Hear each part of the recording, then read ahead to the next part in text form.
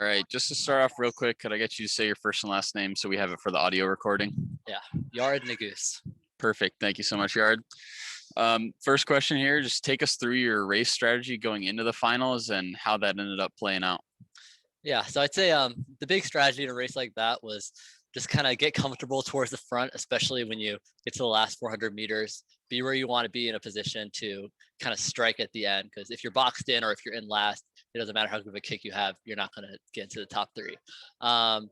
So during that race, there was definitely a lot of hustling, bustling going on, and I'd experienced that in other prelims too. So that was kind of expected, but with it being the final, there was definitely that a lot more to an extent.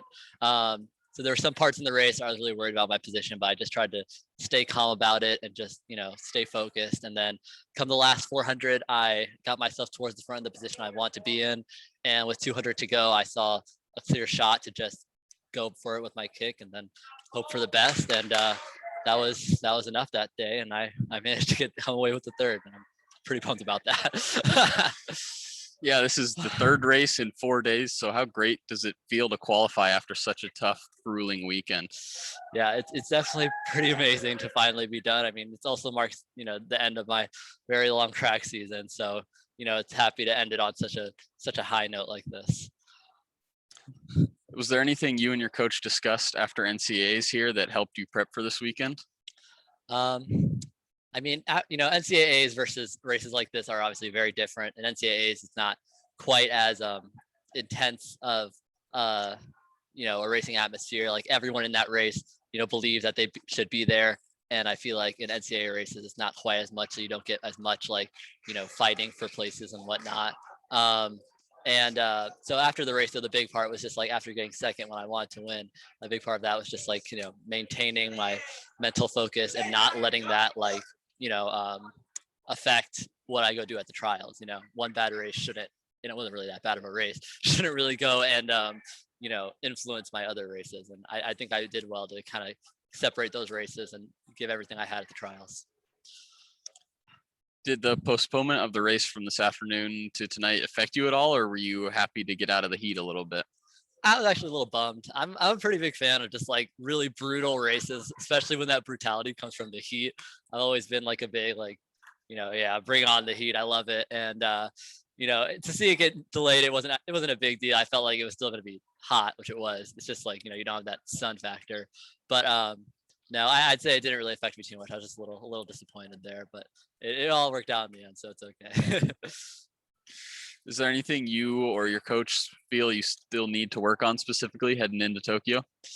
I mean, if the races are anything like that, which I'm sure they will be, it's just about probably trying to be more stable and calm during the beginning of the race, and then only moving up when you need to, or either just staying in the front the whole time if you think you should be there.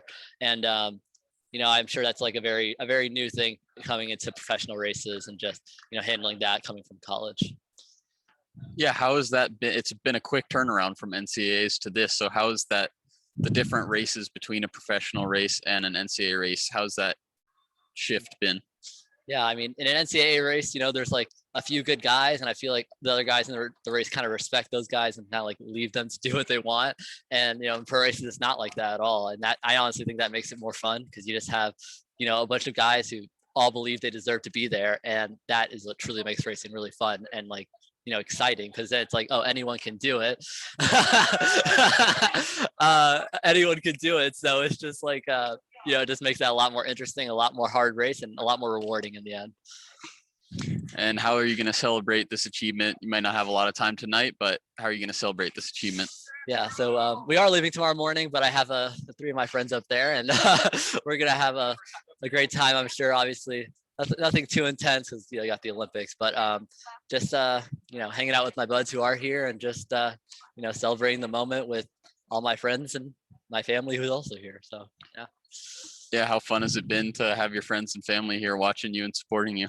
Yeah, it's been amazing. I mean, I always say it, I'm always running for them, and my whole support system is really what drives me up to be the best that I can be. And whenever they get to be at a race, that just makes that race so much more meaningful for me. And and every time I look up at them, even now, they're standing up there behind you. It's just it just makes me smile and laugh just thinking about it. All right. Well, we'll let you go celebrate with them. So thank you for taking the time and congratulations. Yeah, thank you.